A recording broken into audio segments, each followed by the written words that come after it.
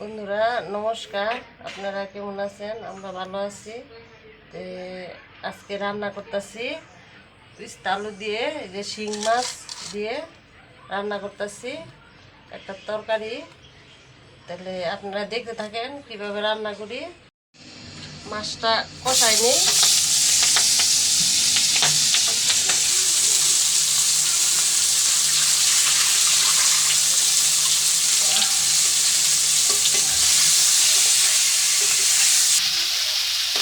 এবার মাছটি হয়ে গেছে, এখন নামাই ফেলবো।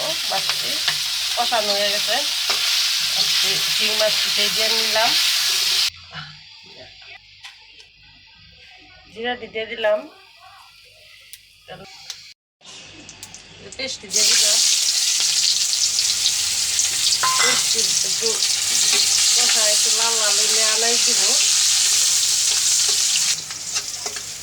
পেস্টটি একটু আর একটু বাইজা তারপরে আনাজটি দিব। ভাজা দেবো একটু লাল লাল করবো পেস্টটি।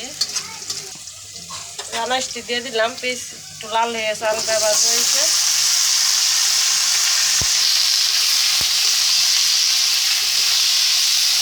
দিয়ে দিই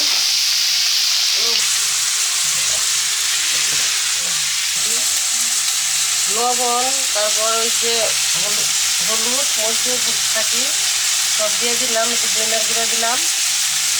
আমি কষাই নিব, কষায় পরে জল দিব।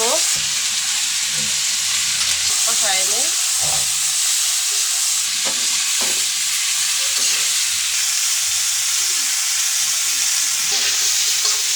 আমার পরে ভাজা দিয়েছে, কষানো হয়েছে তরকারিটা।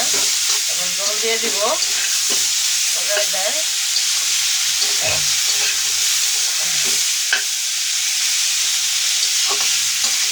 জল দিয়ে দিই।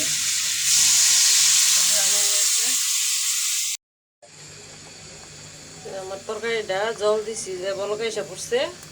তখন মাছটা দিয়ে ফেলাইব, দিয়ে ফেলাম।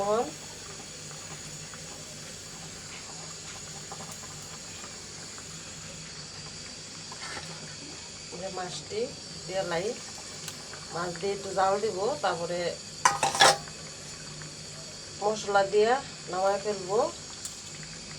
আপনারা বলবেন শিং মাছের তরকারিটা এরকম হয়েছে।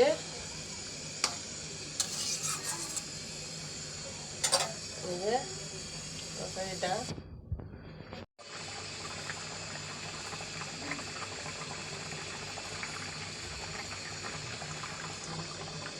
তরকারিটা আমার হয়ে গেছে গা। মশলা দিয়ে নামায় ফেলবো তরকারিটা। এই যে মশলাটা দিয়ে দিই, মশলাটা দিতেছি জিরা বাটা আর পেঁয়াজ বাটা দিছি। এই যে নামাই ফেলবো তরকারিটা। আর দিয়ে একটা বলক আসলেই ওর নামাই ফেলবো। তরকারিটা হয়ে গেছে।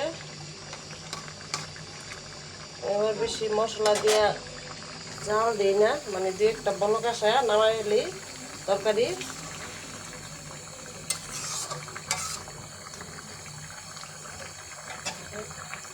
দেখেন সুন্দর তরকারিটা হয়েছে।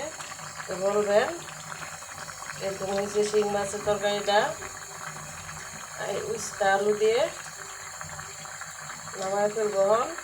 বন্ধুরা আমার তরকারিটা এই যে নামাই ফেলছি, উস্তা আলু দিয়ে শিং মাছ দিয়ে তরকারি।